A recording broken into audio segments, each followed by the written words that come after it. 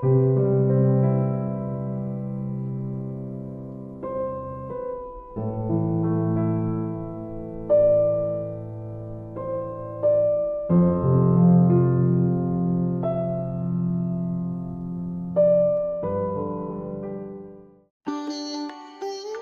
අද දවසේ අපේ අලුත් YouTube vlog එකට ඔයාලට කොහොමද හොඳින් ඉන්නවා කියලා මම ඉතින් හිතනවා.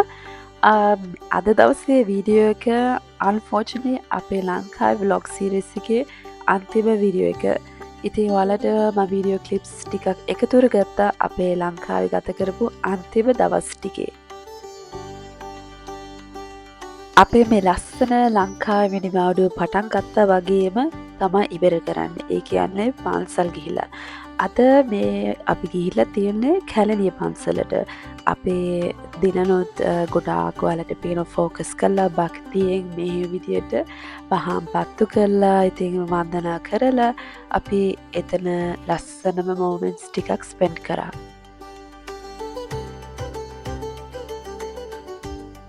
කැලණි පන්සලේ ඉඳන් මම හිතෙන් හිතාගත්තා අපේ තව ඉස්සරහට මෝන දෙන්න වෙන ප්‍රශ්න වලට අපේ ඉස්සරහට තියෙන ප්‍රොජෙක්ට් වලට හැම දෙයක්ම හොඳ වෙන්න කියලා. ඉතින් ඒ වගේම අපේ වීඩියෝස් බලන ඔයාලටත් හැමෝටම යහපතක් වෙන්න කියලා මම ප්‍රාර්ථනා කරා. ඔන්න ඊළඟ දවසේ අපි ගොඩාක් විශේෂ කෙනෙක් කොළඹ ගිහිල්ලා හම්බෙන්න ගියා. අපි මේ ඇවිල්ලා ඉන්නේ සීට් කැෆේ එකේ. ඉතින් මගේ ඉස්සර ඉඳන් අවුරුදු 10ක ඉඳන් හොඳම යාළුවෙක් තමයි Instagram එකෙන් එයාව අඳුනාගත්තේ. මේ ඉන්නේ එයා තමයි හිරුෂි. හරිම හොඳ නිහතමාන චරිතයක්. මම හරිම කැමති යාළුවෙක්. හැමදාම ලංකාවට ආවම අනිවාර්යෙන්ම එයාව මම මීට් වෙනවාමයි. තවත් අපිට රැන්ඩම්ලි හම්බුණා මේ දෙන්නව. එරික් සහ මැනි හයින්රික්ස්. හරිම හොඳ හරිම ෆ්‍රෙන්ඩ්ලි ජෝඩුවක්. ඉතින් ඔයාලා කට්ටිය සමහරට ගොඩක් දුරට අඳුරන ඇති එයාලගේ කොමඩි වීඩියෝස් වල ඉතින් අපේ vlog එකකට එයාලත් එකතු වුණා. ඊට පස්සේ හිරුෂිව මීට් වෙලා ඉවර වෙලා අපි ගියා ලෝටස් ටවර් එක බලන්න. මේ ෆස්ට් ටයිම් තමයි මම මේ ලෝටස් ටවර් එකට යන්නේ. එදා දවසේ අපේ ටයිමින් හරිම හොඳයි. මොකද ලංකාවේ මේ පළවෙනිදා මේ වීඩියෝ එක මම අරගෙන තියෙන්නේ. එතකොට ට්‍රැෆික් කොහෙන්වත් නැහැ.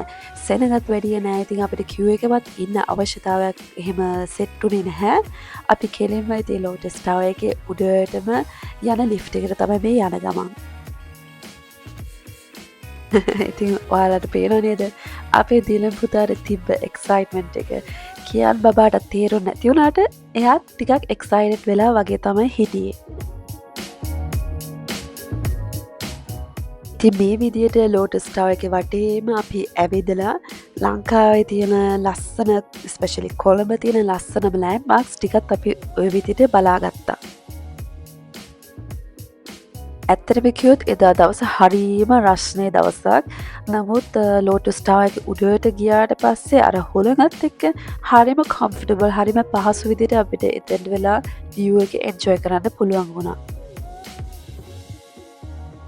තවත් මට ගොඩාක් හිනා ගිය දෙයක් තමයි එදා දවසේ ලෝටස් ටවර් එකේ අපි විතර මම හිතන්නේ සිංහල ස්පීකින් කට්ටියක් විදියට එතන හිටියේ. අනිත් හැමෝම ගොඩක් දුරට ඉන්දියන් ටූරිස්ට්ලා හිටියා.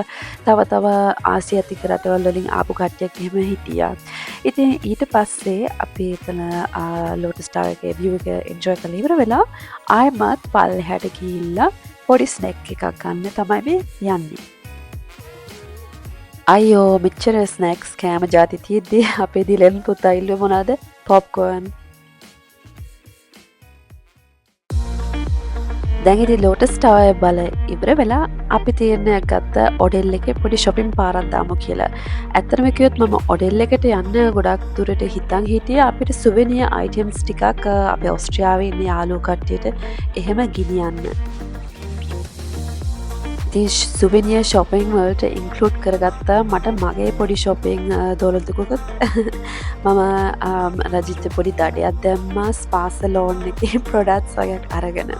ඉතින් ඊට පස්සේ මෙතන ඔඩෙල් එකේ තව එළියේ පොඩි ෂොප් එකක් තියෙනවා. ඒකේ තමයි අර මම කිව්වේ souvenir items එහෙම තියෙන ලස්සන t-shirt, ලස්සන අලියෝ, එහෙම bags, පොඩි ළමයින්ට තියෙන toys, ශ්‍රී ලංකා design එහෙම ගහලා.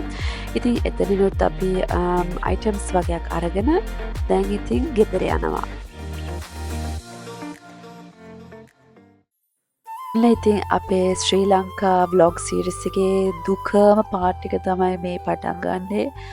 මට දැනුත් මතක් වෙනකොට චුට්ටක් හිත උණු වෙනවා වගේ ගතියක් තියෙනවා. අපි මේ බඩු පැක් කරන ගමන් ඉන්නේ අපේ ගෙදර කට්ටියත් ආවා අපිට ගුඩ් බයි කියන්න. ඉතින් මේ වගේ බෑග්ස් ටික ලෑස්ති කරා හරි පිස්සුවක් වගේ ඇත්තට කිව්වොත් ඔළුවට. ඉතින් අපේ තාත්තා අම්මා එයාලත් පළතුරු එහෙම ගොඩක් ගෙනත් තිබ්බා අපිට ගෙනියන්න. එයාලත් පැක් කරන්න උදව් කරා සෑහෙන. ඉතින් මේ විදියට ඉතින් සෑහෙන ලොකු කාලයක් පවුලේ කට්ටියත් එක්ක එකතු වෙලා ඉඳලා ඊට පස්සේ ආයෙ අපි රට යනවා කියන්නේ හිතට හරි ලොකු දුකක්, හරි ලොකුම හිතේ වේදනාවක්. ඒක හරිම දරා ගන්න අමාරු දෙයක්. ඉතින් ගොඩාක් ස්තුතියි අපේ වීඩියෝ එක බැලුවට. ඉතා ඉක්මනට ඊළඟ වීඩියෝ එකෙන් ආයෙමත් අපි හම්බ වෙමුකෝ. එතකන් සතුටින් සහ පරිස්සමින් ඉන්න.